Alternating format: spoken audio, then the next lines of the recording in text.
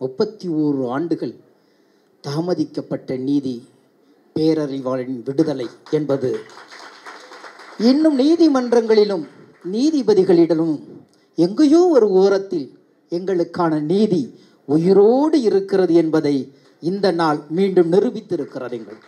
உங்களுக்கெல்லாம் தெரியும், என் அப்பாவை நீங்கள் பார்த்துருப்பீங்க.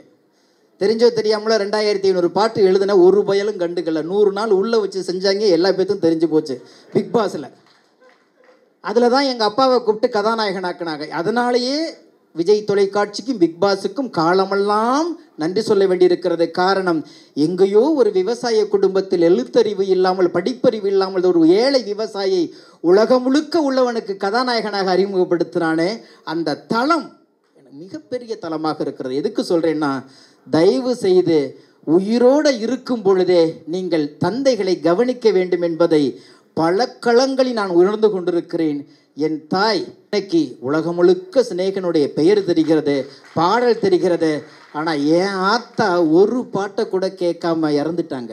1000 கோடி சம்பாரிச்சா கூட ஒரு பிள்ளைகளுடைய சந்தோஷமும், பிள்ளை கூட இருக்கிறாங்கிற நம்பிக்கையும், என் பிள்ளை இருக்காண்டா அப்படிங்கிற அந்த திமிரும் தான் தகப்பன்களை இன்னும் ஒரு 10 வருஷம் கடந்து வாழ வைக்கும். ஆளுமை மிக்க ஆளுமைகளையும் முதலில் பேரன்போடு வருக வருக என்று வரவேற்பதோடு என் வணக்கத்தையும் தெரிவித்துக் கொண்டு, இந்த நாள் ஒரு அற்புதமான நாளாகவும் உலக வரலாற்றில் ஏறத்தாழ 186 நாடுகளில் இருக்கிற தமிழ் உறவுகள் மறக்க முடியாத நாளாக இருக்கிறது என்பதை நாம் மறுக்க முடியாது. காரணம், மே 18 முள்ளிவாய்க்காலில் ஒரு மாபெரும் வரலாற்று இனத்தை அழித்து ஒழித்த இந்த நாளில் இன்னொரு வரலாற்று சம்பவம் நடந்திருக்கிறது. 31 ஆண்டுகள் தாமதிக்கப்பட்ட நீதி, பேரறிவாளனின் விடுதலை என்பது இன்னும் நீதிமன்றங்களிலும் நீதிபதிகளிடமும் எங்கேயோ ஒரு ஓரத்தில் எங்களுக்கான நீதி உயிரோடு இருக்கிறது என்பதை இந்த நாள் மீண்டும் நிரூபித்திருக்கிறது. இந்த நாளில் தன் தந்தைக்கு விழா எடுக்கின்ற என் சகோதரனை பார்க்கும் பொழுது பெருமிதமாக இருக்கிறது. காரணம், அநேகமாக அவருடைய குடும்பத்தாருக்கு பிறகு அதிகமாய் அவரை பற்றி தெரிந்தவன் நானாகத்தான் இருக்க முடியும் என்று நினைக்கிறேன். ஏறத்தாழ 2008 7 அவரோடு பயணம் பெற்று 2005 அது கூட நான் மறந்துடுறேன். 2004 அங்கே பாருங்கள், ஒவ்வொன்றா வந்துட்டு இருக்கு பாருங்கள். 2003 இப்படி ரியல் இண்டியா. ஆமாம், அவருடைய படிப்படியாக அவர் நகர்ந்து நான் ஒரு கவிதை எழுதியிருந்தேன் நண்பர்களே. அதை இங்கே நான் கவிதை ஒரு வரி கவிதை தான். நத்தை முதுகில் நான் ஏறி நாடு கடந்து வந்தேனோ அப்படின்னு ஒரு பெரிய கவிதையில் முடிச்சிருப்பேன். ஒரு நத்தை ஒரு நாட்டை கடப்பதற்கான சிரமங்கள் இருக்கிறதல்லவா, மேடு பள்ளம் மழை புயல் காற்று இடர்பாடுகள் முள்ளு கல் எல்லாத்தையும் கடந்து ஒரு நாட்டின் எல்லையை கடந்து வருவதற்கு எவ்வளவு சிரமப்பட்டு இருக்கிறோமோ அத்தனை சிரமங்களையும் கடந்துதான் இந்த சிகரம் உயர்ந்து நின்றிருக்கார். எவ்வளவு போராட்டம், எவ்வளவு அவமானம், எவ்வளவு சிந்தனைகள். ஒரு தொழில் போனால் பரவாயில்ல, மறுபடியும் ஆரம்பிப்போம். ஒரு தொழில் போனால் பரவாயில்ல, ஒரு நண்பன் துரோகம் பரவாயில்லை. அப்படி ஒவ்வொரு காலகட்டத்திலும் தனக்கான பாதையை தானே செதுக்கி கொண்டவன் இந்த சந்திரசேகர் அவர்கள். ஒரு சுயம்பும்பாங்க இல்லையா, இது பேச வேண்டிய காலம்.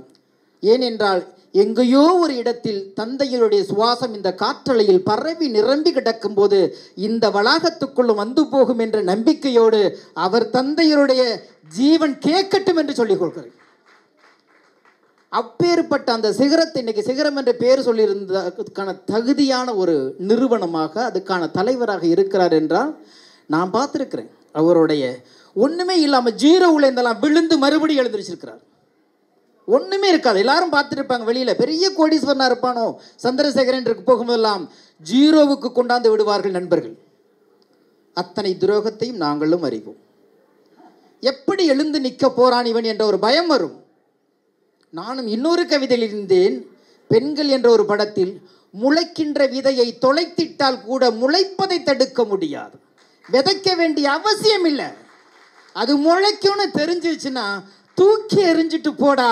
அது எப்போ மழை பெய்யுதோ, எப்போ காற்றடிக்குதோ, எப்போ அதனுடைய பருவம் முளையிடுகிறதோ அன்றைக்கு அந்த இலை துளிர்விடும் என்பதற்கு உதாரணம் இந்த சங்கர். அப்படி தூக்கி எறிந்த நண்பர்களும் துரோகிகளுக்கு மத்தியில் மீண்டும் முளைத்து தலைத்து வெளியே வந்த ஒரு மாபெரும் உழைப்பாளி. இதற்கெல்லாம் இன்னைக்கு சொன்னார், ஒவ்வொரு வருடத்தினுடைய பள்ளி விடுமுறையும் போது என் தந்தை வந்து ஒவ்வொரு இடத்துல வேலை செய்ய விடுவார் என்று. அவருக்குள் அத்தனை திறமை. ஆனால் அத்தனை திறமை இருந்தும் ஒவ்வொரு காலகட்டத்திலும் அவருடைய போராட்டம் மிகப்பெரிய போராட்டத்துக்கு பிறகுதான் அது வெற்றி அடைந்திருக்கிறது. இன்றைக்கு எங்கு இருந்தாலும் அண்ணாந்து பார்த்தால் ஆகாயம் தெரிவது போல எங்கேயாவது நண்பர்கள் வட்டும் என்று சொல்லி எனக்கான வரலாற்றை ஆங்காங்கு ஏறத்தாழ 18 வருட காலமாக அப்படி திரும்பி பார்க்கும் போதெல்லாம் முன்னணியில் இருந்து கொண்டிருக்கிறார் என்னுடைய அன்பு சகோதரர் சந்திரசேகர் அவர்கள். காரணம், இந்த அளவுக்கு இவருடைய நிகழ்வில் நான் பேசினதே இல்லை. இது சரியான நேரம். இது ஒரு திரை விழாவாக இருந்தால் பேசியிருக்க மாட்டோம். நினைச்சிருந்தா அவற்றை இருக்கிற காசுக்கு அந்த நேரத்தில் ரஜினி சாற்றியும் கமல் சாற்றியுமே அவர் கால் சீட்டு வாங்கியிருக்கலாம். ஆனால் அவரோட சிரமங்களோடு சிரமங்களாக நிழலாக நாங்கள் பயணம் பண்ணதுனால என்னை நம்பி என்னையும் வச்சு ஒரு படம் எடுத்தார். அந்த நேரத்தில் அதுவும் அவருக்கு இருக்கிற திமிரு எப்படி தெரியுங்களா, படம் எடுத்தது தப்பு இல்லை, மங்காத்தாவோட போட்டி போடுறதுக்கு அந்த படத்தை ரிலீஸ் பண்ணார். ஆனால் திரையில் பார்த்ததை விட அது மறுபடியும் சன் தொலைக்காட்சியில் வெளியிட்ட போதுதான் இன்றைக்கு அந்த படத்தை கொண்டாடாத கார்பெட் நிறுவனங்களே கிடையாது. அத்தனை நிறுவனங்களும் அந்த படத்தை கொண்டாடி கொண்டிருக்கிறது. எனக்கெல்லாம் வருத்தம் என்னன்னா, ஒரு நல்ல ப்ரொடியூசர் மீண்டும் என்ன வச்சு எடுக்க வேண்டாம், தொடர்ந்து திரைத்துறையில் இருக்கணும்னு அந்த கனவை இனி அண்ணன் ஹென்றி அவர்கள் தான் கைகோத்து நிறைவேற்ற வேண்டும் என்று இருக்கிறார். காரணம், கலைதான் இந்த உலகத்தில் எல்லா விஷயங்களையும் பேசக்கூடியது. கலைதான் பேச முடியும். கலையும் கலாச்சாரமும் என்று இல்லை என்றால் இன்னும் ஜாதிகளாலும் மதங்களாலும் பிரிவினைகளாலும் ஏற்றத்தாழ்வுகளாலும் இந்த சமூகம் அழிச்சு செத்திருக்கும். அவ்வப்போது கலைகளால் தான் அதையெல்லாம் நாம் களை எடுத்து கொண்டிருக்கிறோம். எனவேதான் மீண்டும் அந்த கலைத்துறைக்கு வாருங்கள் என்று உரிமையோடு அழைக்கிறோம். காரணம், நீங்கள் விட்டு சென்ற இடத்தில் இல்லை, நீங்கள் விட்டு சென்ற இடத்தில் இருந்தவர்களெல்லாம் உங்களோடு தூரத்திலிருந்து வந்து கொண்டே இருக்கிறோம். எவ்வப்போதும் உங்களை கீழே விழுந்து விட வாட மாட்டோம். நாங்கள் இருக்கிறோம் உங்களை பிடித்து தூக்கி கொடுப்பதற்கென்ற அந்த நம்பிக்கையும் இந்த நேரத்தில் நாங்கள் விதைக்கிறோம். முதல்ல இந்த இதில் வந்து நிகழ்ச்சியில் ஒரு அண்ணன் வேணாம், நாங்கள் என்ன பண்ண போகிறோம், நாங்கள் என்ன செய்ய போகிறோன்னு ஒரு அண்ணன் பாடினாங்க. எல்லாரும் கைத்தட்டிங்க. எனக்கு வருத்தமாக இருந்துச்சு. அவருடைய வேதனைகளை பாடிக்கொண்டிருக்கிறார், கோரிக்கைகளை வைத்து கொண்டிருக்கிறார். கைத்தட்டி ஒருவரை ஆராதிக்க வேண்டிய இடமில்லாது, ஆனால் அவனுக்குள் இருக்கிற வழி அதை சமாதானம் பண்ணுறது மாதிரி. ஐயோ அரசாங்கம் நல்லபடியாக தான் செஞ்சிகிட்டு இருக்கு, இப்பெல்லாம் இல்லைன்னு ஒரு அண்ணன் வந்து சமாதானம் பண்ணுறார். வேற வழி இல்லை. விழுந்தவன் அழுவான், விழுகாதவன் தடவி கொடுத்து கொண்டு தான் இருப்பான். இதுதான் சமுதாயத்துடைய ஏற்றத்தாழ்வு. அண்ணன் விஞ்ஞானி அவர்கள் சொன்னார்களே, அரசாங்கம் இன்றைக்கு முற்பட்டால் விஞ்ஞானிகள் கண்டுபிடித்தே கொண்டிருக்கிறார்கள். ஏன்னா அவருக்கான நுணுக்கங்கள் தெரியும். நமக்கு அதை பற்றி பேச அவருடைய சப்ஜெக்ட் வேறு.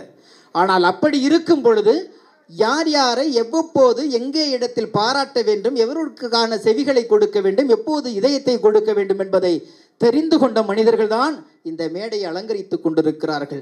தனக்கு கிடைத்தது தன்னை சார்ந்தவர்களுக்கும் கிடைக்க வேண்டும் என்று எவன் நினைக்கிறானோ அவன் மனிதனாகிறான். எனவேதான் அது வந்து வெறும் 1000 ரூபாயை கையில் கொடுத்துருந்தா கூட அது பெரிய விஷயம் இல்லை. ஆனால் கள்ள மிட்டாயா கொடுத்தீங்க பார்த்தீங்களா?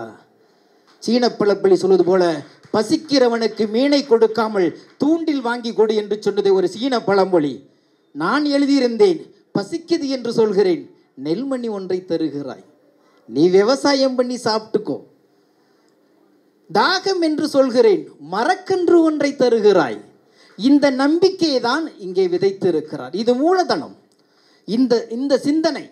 எனவேதான் அவர் சொன்னார், இது எனக்கான விழா இல்லை, எல்லாருக்கும். உண்மை அதுதான். என்னுடைய நிலைமை ரொம்ப மோசம். ஏன்னா அப்பாக்கள்ங்கிறதுக்கு வேண்டி என் அப்பாவை பற்றி ஒரு 2 நிமிஷம் பேசிக்கலான்னு நினைக்கிறேன். உங்களுக்கெல்லாம் தெரியும், என் அப்பாவை நீங்கள் பார்த்துருப்பீங்க. தெரிஞ்சோ தெரியாமல 2500 பாட்டு எழுதுன ஒரு பயலும் கண்டுக்கல. 100 நாள் உள்ளே வச்சு செஞ்சாங்க, எல்லா பேர்த்தும் தெரிஞ்சு போச்சு பிக் பாஸில். அதில் தான் எங்கள் அப்பாவை கூப்பிட்டு கதாநாயகனாக்குனாங்க. அதனாலேயே விஜய் தொலைக்காட்சிக்கும் பிக் பாஸுக்கும் காலமெல்லாம் நன்றி சொல்ல வேண்டியிருக்கிறது. காரணம், எங்கேயோ ஒரு விவசாய குடும்பத்தில் எழுத்தறிவு இல்லாமல், படிப்பறிவு இல்லாமல் ஒரு ஏழை விவசாயியை உலகம் முழுக்க உள்ளவனுக்கு கதாநாயகனாக அறிமுகப்படுத்தினானே, அந்த தளம் மிகப்பெரிய தலமாக இருக்கிறது. எதுக்கு சொல்கிறேன்னா, தயவு செய்து உயிரோடு இருக்கும் பொழுதே நீங்கள் தந்தைகளை கவனிக்க வேண்டும் என்பதை பல களங்களில் நான் உணர்ந்து கொண்டிருக்கிறேன். என் தாய் யாருமே, எங்கள் அப்பா கூட அனுமதி கொடுக்கல, எங்கள் அண்ணங்க தங்களுக்கு அனுமதி கொடுக்கல. அண்ணன் தம்பி 8 பேர் நான். ஆனால் 7 அண்ணங்களும் நீ வீட்டை விட்டு வெளியில் போனால் காலை வெட்டி விடுவோம் நானுங்க. அம்மா மட்டும்தான் சொன்னாங்க, போடா மெட்ராஸில் தான் உனக்கு வாழ்க்கைனா என்னடா செய்ய முடியும்னாங்க. ஆனால் இன்னைக்கு உலகம் முழுக்க சிநேகனுடைய பெயர் தெரிகிறது, பாடல் தெரிகிறது. ஆனால் என் ஆத்தா ஒரு பாட்டை கூட கேட்காம இறந்துட்டாங்க. என் வீடு முழுக்க அத்தனை ஏறத்தாழ 35 நாடுகள் பயணப்பட்டு 21 நாடுகளுடைய தமிழ்ச் சங்கங்களில் இன்றைக்கு கௌரவ ஆலோசகராக இருந்து கொண்டிருக்கிறேன். எங்கெல்லாம் தமிழன் இருக்கிறான, இசைத்தமிழன் இருக்கிற இடத்துலாம் சிநேகனின் பெயர் இருக்கிறது. ஆனால் ஆசைப்பட்ட ஆத்தா ஒரு பாட்டு கூட கேட்கலைங்கிற வருத்தம் இருந்தது. அந்த வருத்தத்தை எல்லாம் என் தகப்பன் போக்கி கொண்டிருக்கிறான். நீண்ட காலமாக எல்லா விஷயத்துக்காக என் திருமணத்தையும் தள்ளி போட்டேன்.